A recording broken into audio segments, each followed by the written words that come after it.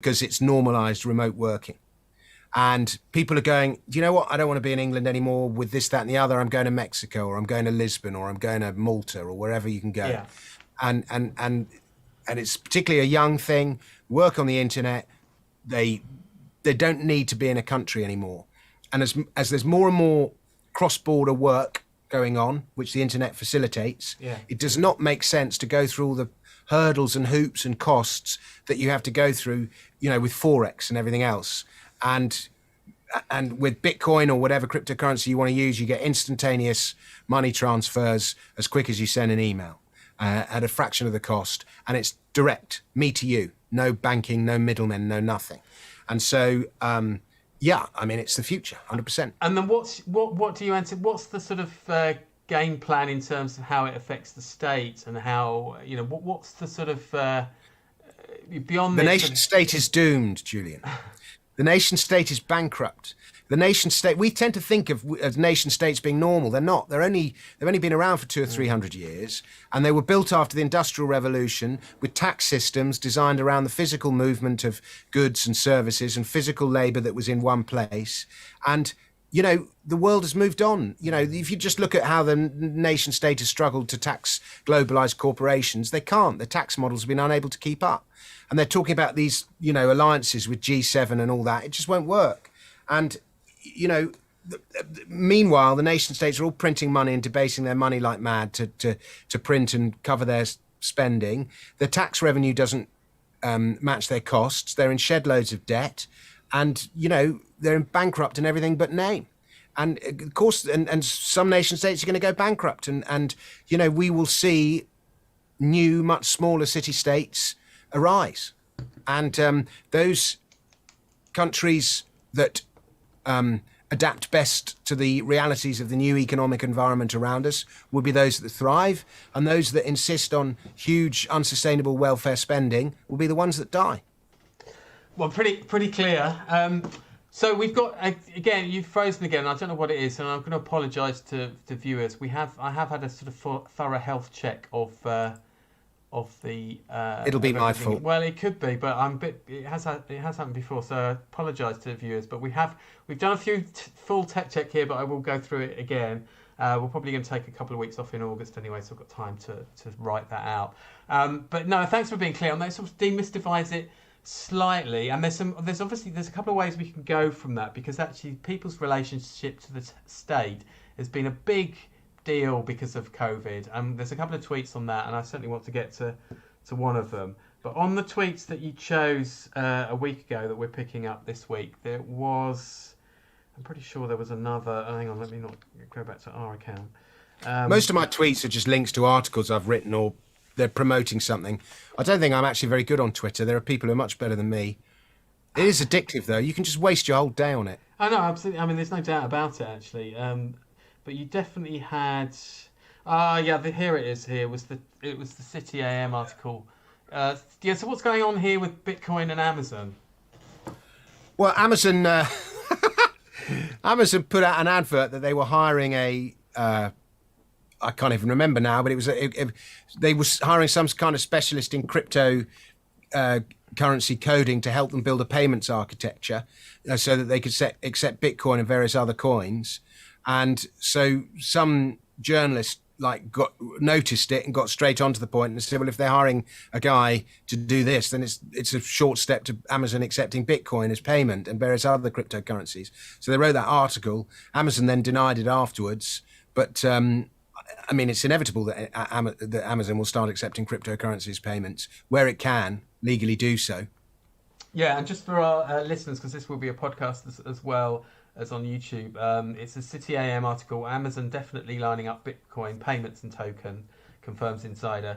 And then you've quote tweeted, a bullish development, I'd say. Amazon definitely linking up Bitcoin payments and token. Well, that's an example of fake news and clickbait, because the title says Amazon definitely blah blah blah, but it's actually the person who works for Amazon saying Amazon are definitely doing it. It wasn't Amazon saying Amazon are definitely doing it, if that makes sense. But that's and Amazon aren't definitely. Well, it's a source exactly. fairly close to the horse's mouth, which is usually better than some stories actually. But the more big companies that start using cryptocurrency, the more good it is for the more bullish it is for cryptocurrency.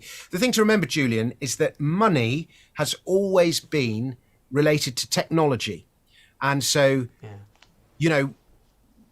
we started using coins only after people found ways to stamp coins which would certify the amount of precious metal in a coin, and the stamp of the issuer guaranteed the purity. Then with the invention of the printing press, we started using paper money. Then with the invention of telegrams and cables and cross-channel communications, because money's a form of communication as well. We could start sending money across the Atlantic by telex or whatever it was, telegraph, and then with digital technology in the 70s and 80s, money became digital. We stopped using checks. Paper money's on its way out. Only about 2 or 3% of money is now actual cash. 97, 98% is digital. And crypto is just the latest evolution, really. Okay. So it's technology is destiny. So, look, the relationship with the state is probably you phrased it again, so I'm sorry about this. Not quite sure what that's. I know it is a bit laborious for you to have to do. I'm sorry about that. I don't mind. Well, yeah. I mean, I'm flicking through the website web pages here as well, just to sort of check how the broadband's doing, and it seems to be okay. But we've had an interesting ride. Now let's pick up. You see, look, one of the things that it does sort of fascinate me is the relationship between people and the state, and obviously COVID has massively tested that, not just in the UK, loads of other countries as well.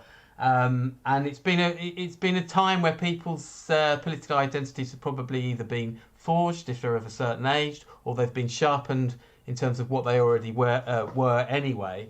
One of the tweets that you've picked out, Jameson Lopp, Cyberfunk, co-founder and CTO of Cypherpunk. Of Casa. Oh, it's right. So there is a Bitcoin link. I see. There is a. Oh yeah, he's a Bitcoiner. He's a Bitcoiner. Okay. So it's just the kind of graph. The black line goes cases, hospitalizations, death, which goes in this kind of. I don't know what you call that in the graph speak when it does that sort of peak. It's just essentially a peak. An L.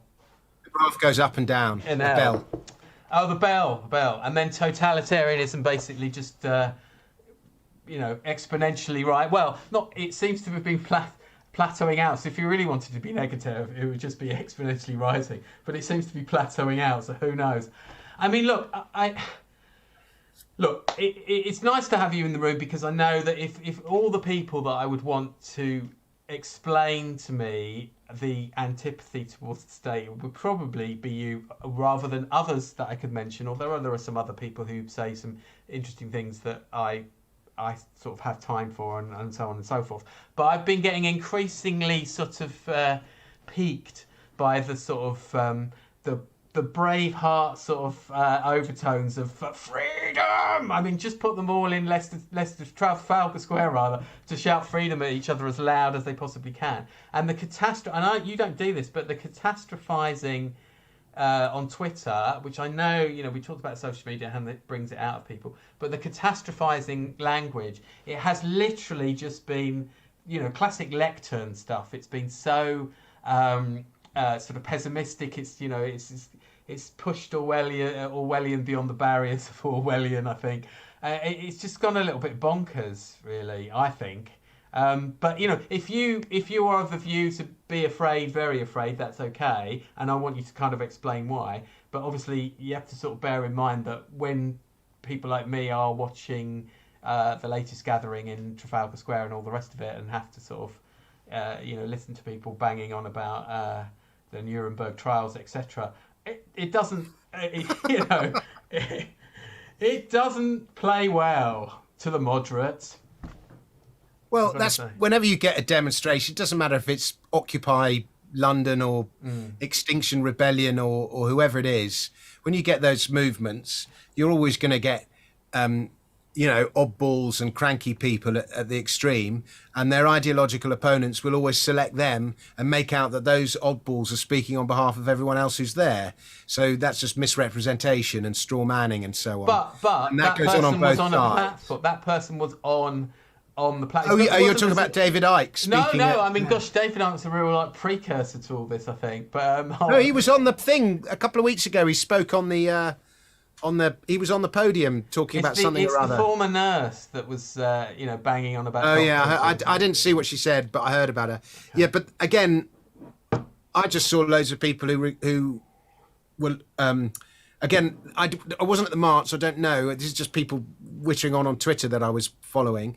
But the sense, and again, this is my little bubble, but the sense that I got was that she didn't speak for everyone there, and they were quite pissed off that she'd been given the platform. But now that she was given the platform, her ideological opponents will use her as a smearing device. But I mean, one of the other problems is that when you look around and you've got the likes of sort of Piers Corbyn and Right Said Fred and all the rest of it, it's very easily, it's quite easy to sort of take the piss. And let's face it, other people as comedians would not be doing their job if they didn't take the piss. But we'll see what happens. But I mean, Piers Corbyn is but can you not see how freedoms have been lost this year? Yeah, I mean, I think one of the things never mind whether they've been rightly or wrongly lost. Never mind the justification. We are considerably less free than we were. We can't go to places. We can't move around. The vaccine passports are now going to be a thing. I don't know. I'm not dramatic. Sure, well, I mean, I'm not sure what the latest. Well, you are. My kids are all all busy. They've all had COVID. They're resistant to it. They've had, and they're not going to get ill from it in any way. They're all having the vaccine just so they can go to nightclubs. Well, I mean, of course, it is a thing, and the idea that you have to have a vaccine, that is a dramatic loss of freedom. And on the whole, it seems that vaccine is okay, but there are people who've died from it, and it is still experimental. So to force everyone to have some kind of experimental medical technology that hasn't been properly tried and tested. I don't want to end up having the same sort of things that I've been listening to on watching. No. But I'm not saying I agree with those arguments, Julian. Yeah. I'm just saying those are all ways in which our freedoms have been eroded. So people who are concerned about that, their concerns are quite real and quite legitimate. You may not agree with them, but there has been a dramatic loss of freedom. And we do have this new kind of rulership, where it's rulership by health and safety, or this sort of, as some people call it, the medical dictatorship. And it's like a whole, when the government provides something, as in state healthcare or public healthcare, that thing becomes the means of rule. And it's, it's been noticed by left and right, the NHS has replaced the Church of England as the national religion. And you either worship at the altar of the NHS or you don't. But there are plenty of people who don't, and there are plenty of people who do. And I'm one of those who don't, but I can sympathise and understand with those who do, because I think their intentions on the whole are well placed, even if the realisation of those intentions is misguided. But the NHS, the church used to be the main provider of care. So there's obviously some human psychological thing where we feel this need to worship at whatever provides us with care. And that's why the NHS is sort of the new church. And by the way, it's Polly Toynbee calls it the national religion, and Nigel Lawson called it the national religion, who are, left and right. Well, I don't know what context, I'm not sure that what context they were saying it in, but look, there's the NHS in terms of being a political football. We all know that's.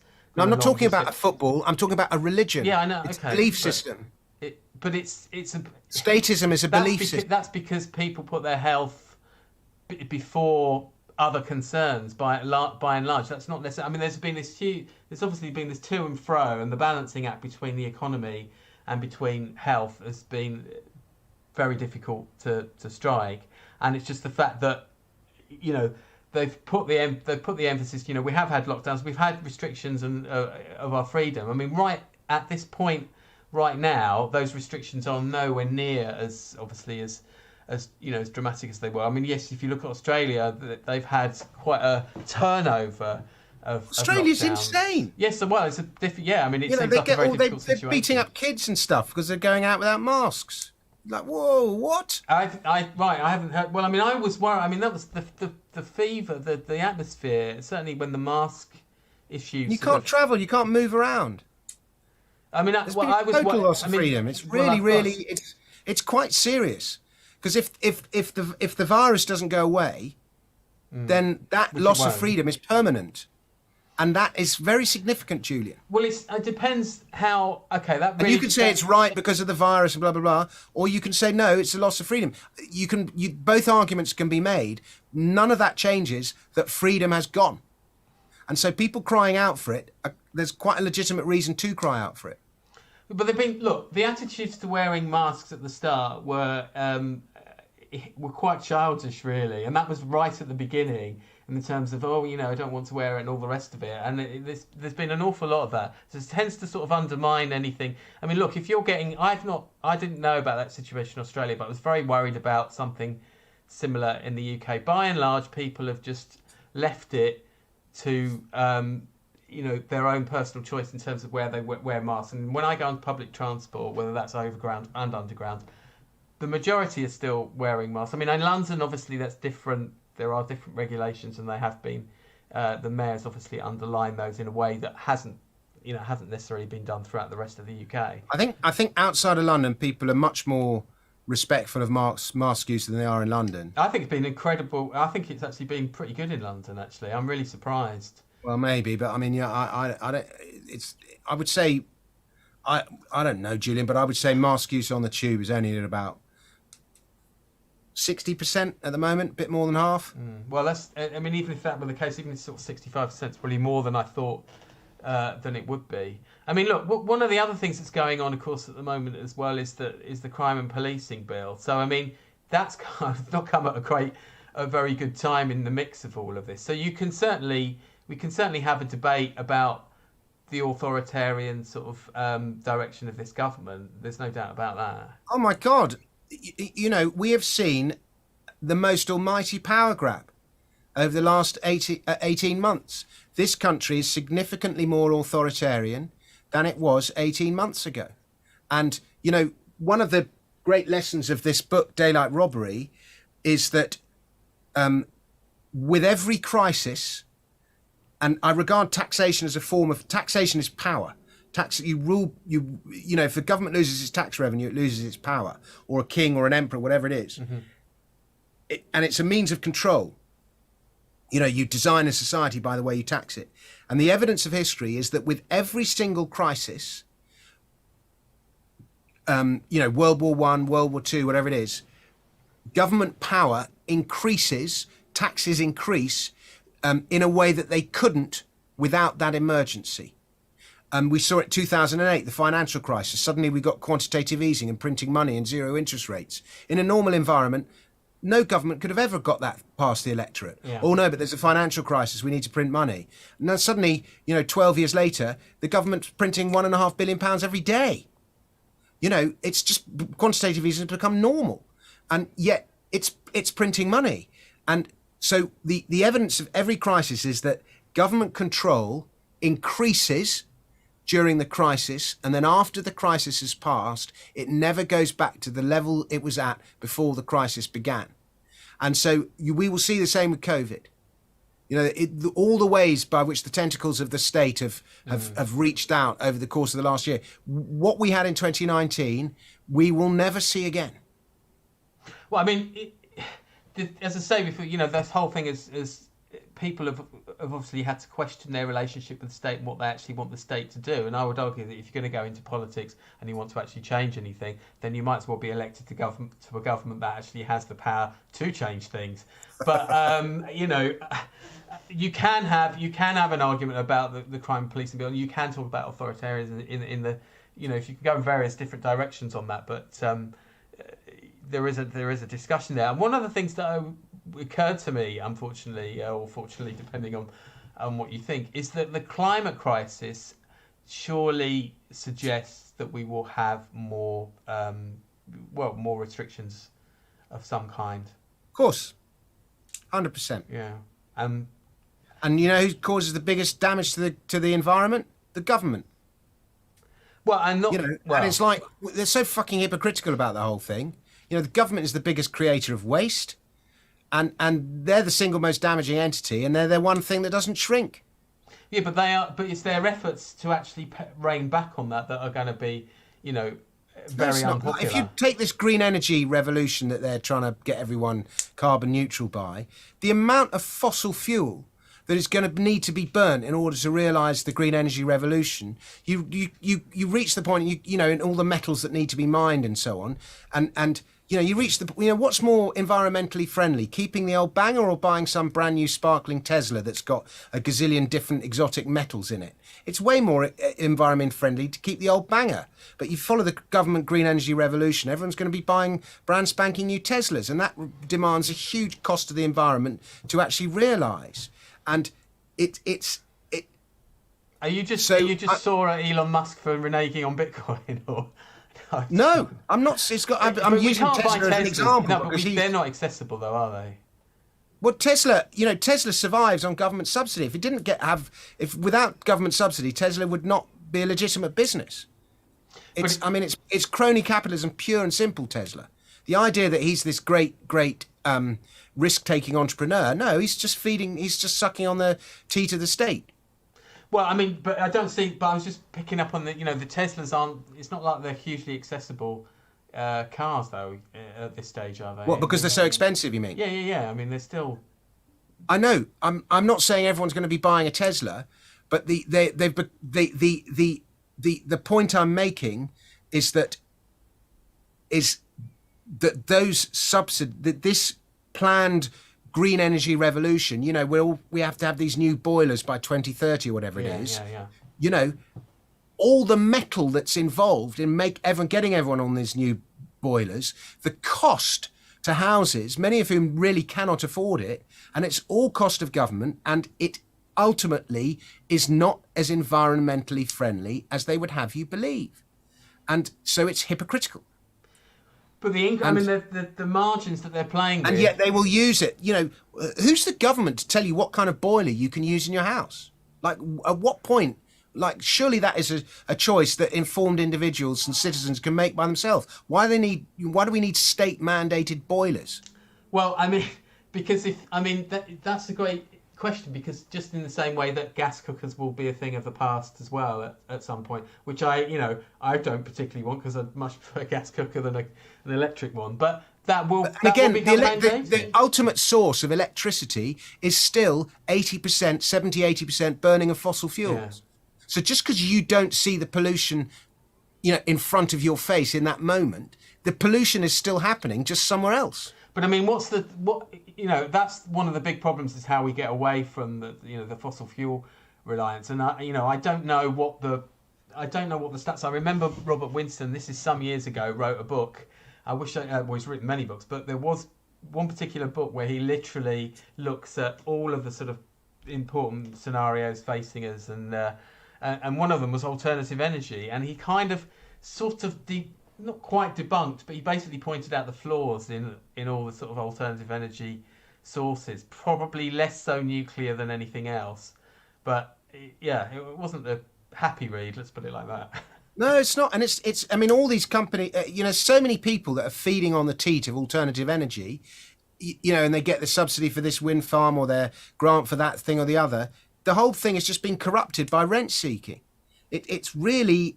And people trying to get stuck on the teat of government, basically. It really, but in any case, your initial point that once the COVID crisis has passed, the next one's going to be the climate crisis, and that will just mean another excuse for more state reach. Right, and I think that's why those concerns that people have, they might not articulate them as well as some top-notch television presenter, does not mean that their concerns are not valid. I think I agree that there are more restrictions on the way, so brace yourself, folks. What's really interesting is that throughout the course of that, as we turned the temperature up, your internet didn't break once, so I think you might be generating your own energy there. I think we found a new source, guys. Come on. There you go. Actually, and I knew that tweet would be there was no way I wasn't going to choose that tweet. I knew it would be a doozy, and it's led us off into various different directions. Actually, it sort of brings us to the end of the show. So, do you want to just say a bit more? Just want to remind everyone about the film. Yeah, my big thing that I'm flogging is this film about the history of the Edinburgh Festival. Adam Smith, father of the Fringe. If you look on my Twitter thing, you can find it now. it's linked to there, but you can watch it on Pam Your House. I promise you, if nothing else, just to learn about Adam Smith and his philosophies will justify the £10 that the film costs. But I promise you, £10 worth of entertainment. Excellent stuff. So where can we see you next live as well? I don't know. I don't know. I've got some gigs booked in, but I think King's Head maybe next couple of weeks at the King's Head. Brilliant. Downstairs at the King's Head in North London. Yeah, well, always worth checking out their bills anyway. Obviously, they're great. Great stuff. Well, all that remains for me to say is thank you very much for watching. It's been a slightly bumpy journey. It's certainly better than having no show, which we had last week. And so it's great to get through that.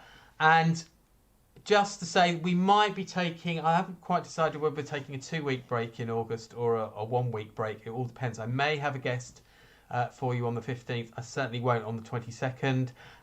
But we will definitely be back on the 29th. Just watch this space. I'll be doing clips from this show as well as soon as I possibly can, and also flagging up some of the previous shows. We do hope that we're going to go live at some point. We're going to have live Let's Kill Twitter events, which will hopefully happen before the end of this year.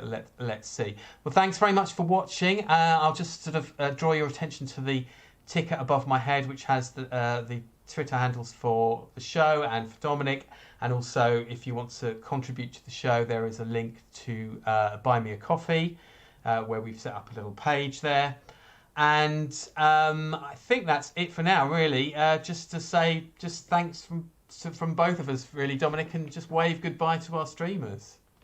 Thank you very much for watching. Thanks, folks. Hope I haven't alienated you with my unacceptable views. or maybe. All right, brilliant. Thanks a lot. We'll